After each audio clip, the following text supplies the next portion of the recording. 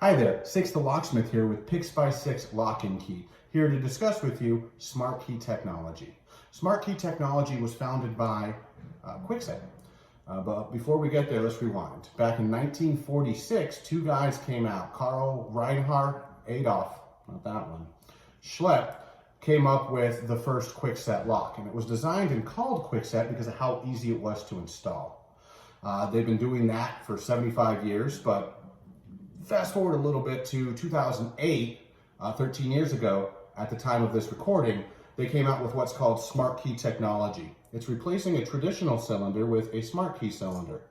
This is a Schlage traditional cylinder, very similar to a Kwikset cylinder, in side-by-side comparison with a Kwikset Smartkey. What makes it a Kwikset Smartkey is there's a little additional dash you can take a peek at, and it will tell you that you can use a tool.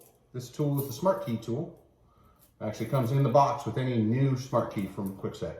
You stick the tab in, you can press it in, and it allows you to reset. So, when you have your keys, you stick a key in, then you can be able to turn it. Use your proprietary tool, comes in the box. That presses a click in, you can pull the key out. Then you can change the key, and then reset it. Now you've just rekeyed the key by yourself. So that is one of the main selling points. Another one is because it's not a traditional pin and tumbler with pins and springs and things that you can be able to override with picks, leechy tools, bumping, any other traditional cylinder. You can't do that because this is not the same technology. It's a different design. So is it higher security? Yeah, in theory. But there is always new ways that people create to be able to defeat locks. It's a whole industry behind it. So there are new tools available that allow you to be able to override the cylinder. But we're not talking about overriding. We're just comparing one to the other right now. So let me go ahead and show you. When we have a cylinder like this, there is a fourth version that they're currently on. So in 13 years, they've had 3 versions that they've already discontinued and replaced. Now we're on a 4th version. Each one progressively getting each time they're getting a better, more advanced lock. Now, pin and tumbler's been out for 75 years. These guys have been out for 13. So they have a lot more practice with pin and tumblers. But people have been able to defeat them for much longer as well because the technology's older. So you got 6 of one and half dozen of the other. Now, based upon the tumbler, not Batman's, we have a whole cylinder. Now this is a exploded view, if you will, because this cylinder is just a housing. Inside here, you're going to have 3 stacks. From the top to the bottom, you're going to have a spring. Below the spring, you're going to go ahead and have a top pin and a bottom pin. All of these were put in reverse order, and they fell right through because it's not sealed, but it gets the idea. On top of that, you get a cap you can be able to put right on. And that holds everything into place. Traditionally, you can be able to actually rekey everything from the center using followers and other tools, tweezers. This only has 17 parts in it. Smartkey technology, you have a wafer lock. They are different than pins, this being a pin, and this being a wafer. Now a wafer is nowhere near the same type of technology. Every single lock has 5 wafers. These are the same wafers. They're all the same. They only make 1 wafer, and it has little grooves in it that allow you to reprogram it. That's how that trick earlier worked, is because this 1 wafer will simulate the length of pin. For instance, if we have this length pin, it will actually be on the 3rd groove to be able to simulate a working key. Now, if we were to take this apart, we take off a C-clip and be able to separate it, and what would happen is, once you get this housing out of the way, you're going to have 30 parts versus the other one that was about 15. So we're looking at double the parts, and it's in half the space, because on a traditional pin and tumbler, you got extra space up here for your springs and your top pins. This doesn't have springs or top pins, so it has just a housing, very complicated housing with a lot of moving parts. These hold springs and wafers, and I'm gonna go and get a visual for you on that guy.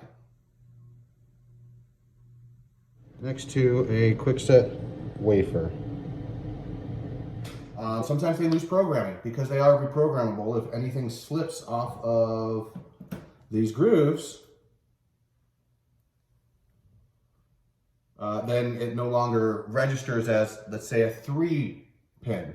It's going to register as a 0. Now, your key cuts don't have a 0 on it. They never will.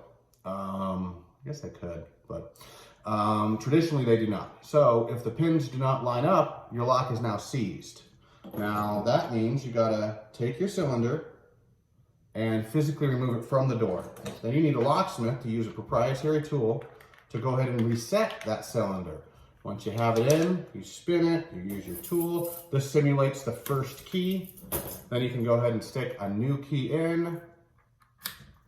And now, with 3 rotations and some spins, follow your directions, you will have the wafers.